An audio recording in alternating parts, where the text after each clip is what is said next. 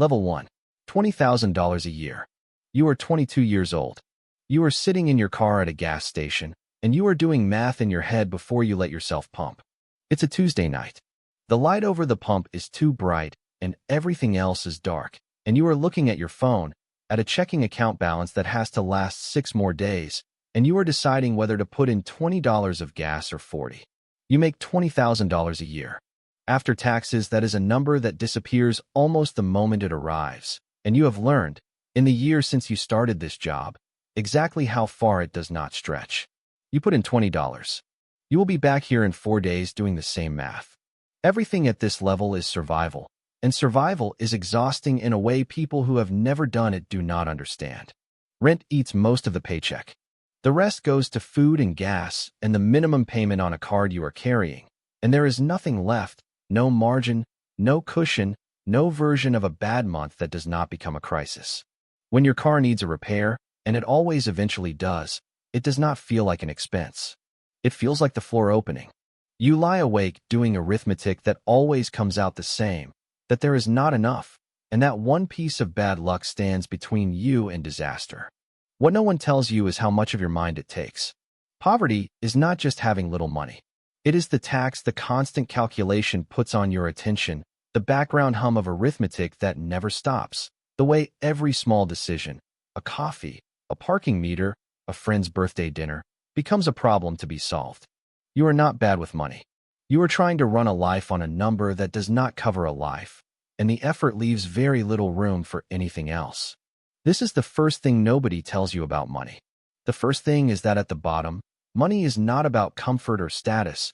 It is about the absence of catastrophe, and the lack of it costs you something far more expensive than dollars.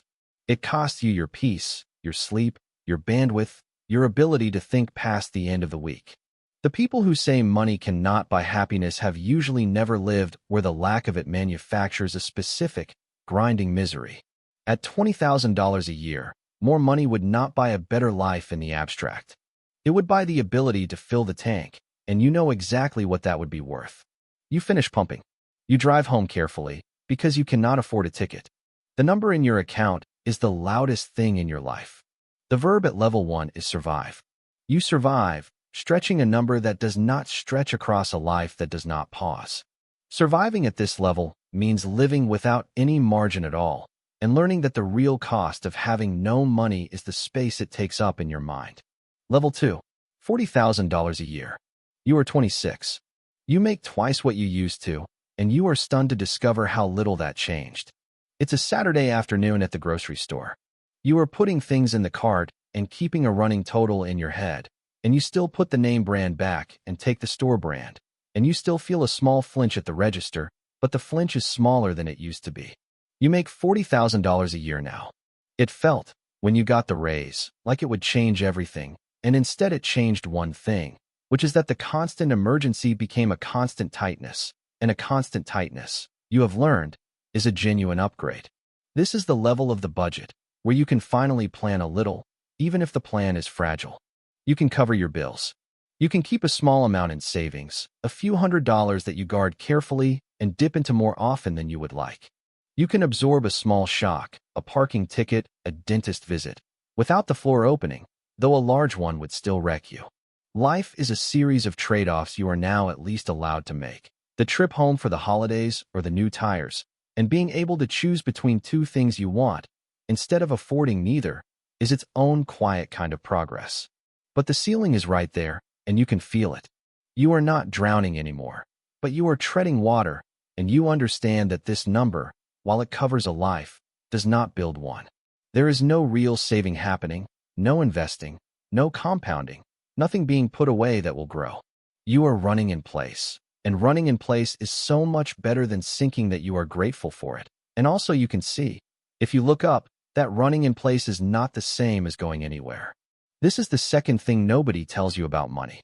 The second thing is that the first raises buy you breathing room, not freedom, and the difference between those two things is the whole game.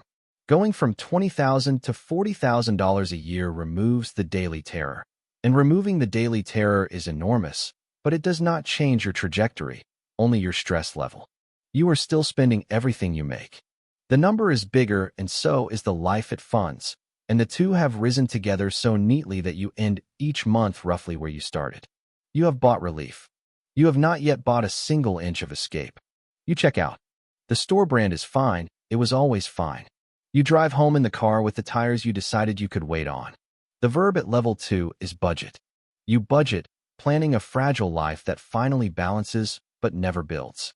Budgeting at this level means trading constant terror for constant tightness and learning that breathing room and freedom are not the same thing.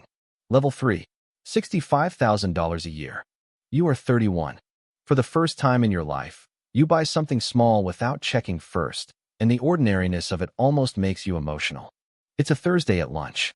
You are at a counter ordering food, and you add a drink and a side without doing the math, and you pay, and you walk out. And somewhere on the sidewalk it hits you that you did not feel anything when you paid. No flinch. No calculation. You make $65,000 a year now, and the change it has brought is not a yacht or a fancy car. It is the disappearance of a low, constant anxiety you had carried for so long that you had stopped noticing it was there, until it lifted. This is the level where you finally breathe. The bills are handled without drama. There is real money in savings now, a genuine cushion, enough that a surprise expense is an annoyance instead of an emergency. You have started putting a little into a retirement account, and watching that number grow, slowly, is a new and almost addictive pleasure. You can take a modest vacation, buy a friend a real birthday gift, be, for the first time, a little generous, and the relief of giving without it hurting is something you did not anticipate. The remarkable thing is how complete this feels. At $65,000 a year, in most of the country, you can cover your needs, handle your emergencies, save for the future, and enjoy yourself in moderation, and a part of you wonders what more money would even be for. This is the level where the basic problems of money are mostly solved, and the strange truth, which you will only fully understand later, is that a great deal of the actual life improvement that money can deliver has, by this point, already been delivered. You are not rich, but you are, for the first time, okay, and okay turns out to be a place you can breathe. This is the third thing nobody tells you about money. The third thing is that there is a level, lower than most people expect, where money mostly stops buying happiness and starts only buying options, and it arrives around the point where your needs are met and a small cushion exists. The jump from constant stress to genuine stability, the one you just made, is the most valuable financial jump you will ever experience, more valuable than any that comes after it. You will earn far more than this someday, and it will be nice, but it will never again feel like this, like a weight you did not know you were carrying simply setting itself down. You finish your lunch. You did not check the total once. It is a small thing, and it is everything. The verb at level 3 is breathe. You breathe, covering your needs and your future, and finally setting down a weight you had carried for years. Breathing at this level means reaching the point where money stops buying relief and starts buying choices, and discovering it arrived earlier than you thought. Level 4, $100,000 a year. You are 37. You finally make 6 figures, the number you spent your whole 20s believing would mean you had made it, and you are confused to find that you do not feel rich. It's a Sunday, and you are looking at your accounts, and the number you hit this year is $100,000, the magic number, the one that in your mind always meant wealth. And yet here you are in a perfectly nice but ordinary life, a decent car, a reasonable home, a balance that is healthy but not the stuff of dreams, and the gap between what you thought 6 figures would feel like and what it does is one of the more disorienting discoveries of your adult life. You can afford things now. You just cannot afford everything, and you had expected, at this number, to be able to afford everything. This is the level of affording, where most ordinary purchases stop requiring thought. You do not budget for groceries anymore. You buy the flight without agonizing. You can handle a real emergency, a major car repair, a medical bill, without it threatening your stability. By the standard of most of human history, you are doing extraordinarily well. And yet you have also discovered lifestyle creep, the quiet way your spending rose to meet your income, the nicer apartment, and the better car, habits that feel reasonable one at a time, and somehow consume the raise that was supposed to make you wealthy. You have also met your new enemy, which is taxes. At this income you feel, for the first time, How much comes out before you ever see it? How the raise from 80,000 to 100,000 delivered far less than the number suggested. You are doing well, and you do not feel rich, and you are beginning to understand a quiet truth about this whole climb, which is that every level redefines what rich means, and that the goalpost has a way of moving to stay just ahead of wherever you happen to be standing. This is the fourth thing nobody tells you about money. The fourth thing is that 6 figures is comfortable, not rich, and the discovery of that gap is one of the great quiet disappointments of modern financial life. The number that looked like a summit from below turns out, once you stand on it, to be a nice plateau with a clear view of much higher mountains you had not known were there. You can afford your life. You cannot afford the life you see above you, and the wanting does not stop. It moves up to the next number, the one that now glitters the way 100,000 used to. You have not arrived. You have only gotten a better view of how far the climb goes. You close the laptop. You are doing well. You quietly start wondering what 200,000 would feel like. The verb at level 4 is afford. You afford, covering your wants without thought, while the definition of rich quietly slides out of reach. Affording at this level means reaching the number you thought was the summit and finding it was a plateau, with the goalpost already moved. Level 5. $200,000 a year. You are 44. You make a sum that would have looked like a fantasy 20 years ago, and your relationship with money has quietly changed from spending it to managing it. It's a Wednesday evening, and you are on a call with a financial advisor, the first one you have ever had, talking about things you did not use to have words for, about tax efficiency and asset allocation and the smartest way to hold what you are accumulating. You make $200,000 a year. You are, by any honest measure, affluent, comfortably in the top slice of American earners, and the questions have changed entirely. It is no longer can I afford this. It is now is this the smartest use of this money, and that shift, from affording to optimizing, is the signature of this level. You feel rich here, and the feeling is mostly real. You can send your children to good schools, or live in the good district. You take real vacations. You have the house, the cars, the comfortable margin. But you have also discovered that at this altitude there are always people visibly further up, and the affluence you have feels, in certain rooms, almost modest. You make in a year what some people you now know make in a quarter, and the comparison introduces a new and slightly absurd feeling, that of being genuinely rich and somehow still feeling a little behind. The work of money at this level is strategy. Taxes take a serious bite, and so you learn to be deliberate, to use the retirement accounts fully, to think about where your money sits and what it is doing. You are, for the first time, building real wealth, not just funding a life, but accumulating something. And you can feel the early pull of compounding, the sense that the money is finally starting to work as hard as you do. This is the level where the financially comfortable start, quietly, to become the financially independent, if they are wise, and where many instead let the lifestyle swallow the surplus and stay on the treadmill at a higher speed. This is the fifth thing nobody tells you about money. The fifth thing is that past a certain income, the question stops being whether you can buy something and becomes whether you should, and the people who get wealthy keep asking the second question. $200,000 a year can make you genuinely rich over time, or fund a lifestyle that looks rich and saves nothing, and the difference is entirely in the discipline no one else can see. The high salary is the opportunity, not the outcome. What you do with the gap between what you earn and what you spend is what determines whether the money ever sets you free. You finish the call. You have a plan now. The money has become a thing to be deployed, not just enjoyed. The verb at level 5 is optimize. You optimize, shifting from whether you can afford a thing to whether you should, and beginning, at last, to build. Optimizing at this level means turning income into strategy and learning that the high salary is the opportunity, never the outcome. Level 6. $500,000 a year. You are 51. You make $500,000 a year. You are in the top 1% of earners in the country, and you are working harder than you ever have in your life. It's a Thursday night and you are still working, because the income at this level comes not from a job so much as from a kind of total availability, a willingness to be on, to carry the responsibility, to do the work that pays this much precisely, because most people cannot or will not. You make $500,000 a year. With it you have bought something genuinely valuable, insulation, a thick layer of money between you and almost every ordinary disaster that wrecks other people's lives. A surprise is never a catastrophe. The basic anxieties of money, the ones that ruled you at 22, are a distant memory. But you have discovered the golden handcuffs, and they are real. The lifestyle this income built, the home, the schools, the standards everyone around you now expects, requires this income to sustain, and so the money that was supposed to free you has tied you to the work that produces it.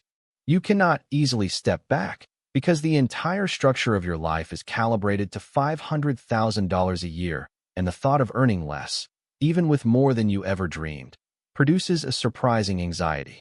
You are rich, and you are not free, and those two things were never the same. The strangest part is the time. You have money you do not have the hours to spend, experiences you cannot fit into a calendar this full, a richness of options, and a poverty of time that is the defining paradox of the high earner. You insulate yourself from every shock except the one nobody warned you about, which is the slow realization that you have traded the one genuinely non-renewable resource you have, your time, your years, your presence, for a number that has long since stopped meaningfully improving your day-to-day life. The insulation is wonderful. It is also a kind of wall around a life you are too busy to live. This is the sixth thing nobody tells you about money. The sixth thing is that a very high salary buys insulation from misfortune, but often costs you the very freedom it seemed to promise, because the lifestyle it builds becomes a cage that requires the salary to maintain. The top 1% of earners are frequently among the most trapped people you will ever meet, bound by golden handcuffs to work they cannot leave, funding a life too busy to enjoy. You have removed every financial fear, but not the alarm clock, the obligation, the sense that the machine requires you to keep running it. You are insulated from everything except your own calendar. You finally close the laptop, late. The house is quiet and expensive. Everyone is already asleep. The verb at level 6 is insulate. You insulate, buying a thick wall against misfortune and discovering it is also a wall around your time.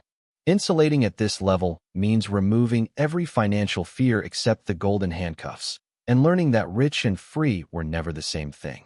Level 7. $1 million a year. You are 58. You make $1 million a year, the number that sits at the very top of almost everyone's imagination, and you have arrived at it only to discover that it was never the right number to chase. It's a quiet morning, and you are looking at a statement, and the figure for the year is over $1 million, and you wait to feel the thing you spent your whole life expecting to feel at this number, and it does not come. Not because the money is not real, it is extraordinarily real, but because somewhere on the climb you learn the secret that reframes the whole ladder, that a salary, however enormous, is not wealth. It is income. It is the rent the world pays you for your time, and the moment you stop showing up, no matter how high the number, it stops. This is the level where you finally see the whole game clearly. $1 million a year gives you something genuinely precious, real choice, the ability to shape your days, to say no, to buy back enormous amounts of your own time. But you have also met high earners at this level who are not free at all, who spend every dollar of the million, who own nothing that pays them, and who are therefore, despite the staggering income, one bad year away from the anxieties of levels they thought they had left behind forever. The salary is a treadmill, and at this speed it is a beautiful treadmill, but it is a treadmill still. So you do the thing the truly wealthy do, the thing the salary was only ever a tool for. You convert. You take the income and turn it into ownership, into assets that pay you whether you show up or not, and in doing so you begin to step off the wage entirely. You understand now that the man earning $80,000 a year who owns things outright can be freer than the man earning $1 million who owns nothing, because freedom was never the size of the paycheck. It was how little you needed the next one. This is the seventh thing nobody tells you about money. The seventh thing is that the entire salary ladder, the one you just climbed from $20,000 to $1 million, was never the real ladder, because salary is income and income is not freedom. And the people who are actually free are the ones who converted the income into ownership and stopped needing the wage. You spent decades chasing a bigger number, and it was useful. It bought relief, and then comfort, and then choice. But the number was always a means, and the people who mistook it for the end stayed on the treadmill no matter how fast it went. The goal was never to earn $1 million. It was to reach the point where you no longer had to. You set down the statement. The income is a tool now, nothing more. The thing you are actually building is the day you will not need it. The verb at level 7 is escape. You escape, converting the income into ownership until you no longer depend on the wage at all. Escaping at this level means understanding that salary was always a means and never the end, and that freedom was never the size of the paycheck, but how little you needed it. So let's pull this together. At level 1, you survive. Money is not about comfort. It is about the absence of catastrophe, and the lack of it eats your mind. At level 2, you budget. The first raises by breathing room, not freedom, and you spend everything you make. At level 3, you breathe. There is a level, lower than you expect, where money stops buying happiness and starts buying options. At level 4, you afford. 6 figures is comfortable, not rich, and the definition of rich keeps moving to stay just ahead of you. At level 5, you optimize. The question is no longer whether you can buy a thing, but whether you should, and discipline decides everything. At level 6, you insulate. A very high salary buys a wall against misfortune and builds a cage around your time. At level 7, you escape. The salary ladder was never the real ladder, because income is not wealth, and freedom is ownership. Here is the thing nobody on YouTube will tell you about money. The jumps at the bottom of the ladder change your life far more than the jumps at the top. Going from $20,000 to $65,000 a year transforms your daily existence, removing a grinding misery and replacing it with peace. Going from $200,000 to $1 million changes your statements far more than your days. There is a level, lower than almost anyone believes, where money has bought nearly all the happiness it is ever going to buy, and everything above that line is options, and security, and choice, and ego, but not, in any honest measure, more joy. The first half of the ladder buys you a life. The second half mostly buys the appearance of one. And the deepest secret of the whole climb is that the ladder itself is a trap if you misread it. A salary is income, and income is the world renting your time. No matter how high the rent goes, the moment you stop, it stops. And so the highest earners can be the least free people alive, running faster on a treadmill that pays beautifully and never lets them off. The people who win are not the ones who reach the top of the salary ladder. They are the ones who use the salary, at every level, to buy assets that pay them, until the wage becomes optional and they are free in the only way that was ever real. If you are watching this near the bottom, take heart, because the jumps ahead of you are real and they will change your life, and the early ones will change it most. Chase them. They are worth it. Just remember, as you climb, that the goal was never simply a bigger number. If you are watching this near the top, earning more than you ever imagined and somehow still not free, understand that a raise will not fix it, because more income was never the answer to a problem that was always about ownership. Convert what you earn into what you own, and buy back the one thing the salary was quietly costing you all along, your time. Somewhere right now, a 22-year-old is sitting in a car at a gas station, looking at a phone, deciding between $20 of gas and 40, doing the math that never quite comes out. They do not yet know that the jumps ahead are real, that the climb from this terrible arithmetic to genuine peace is shorter than it looks from here, and that the relief waiting just a few rungs up will be the most valuable thing money ever buys them. They also do not yet know the trap at the top, that the ladder they are about to spend their life climbing pays in rented time, and that the real prize was never the highest salary but the moment, at any level, when they no longer needed the next paycheck to be okay. The ladder has 7 levels. The first one teaches you what money is for, and the last one teaches you what it was never for, and the whole climb between them is the slow education of learning the difference. If this video changed how you think about money, hit subscribe. We have more videos like this on the channel, each one breaking down a different path that money takes through a life, from the first desperate dollar to the last one you will ever need. See you in the next one.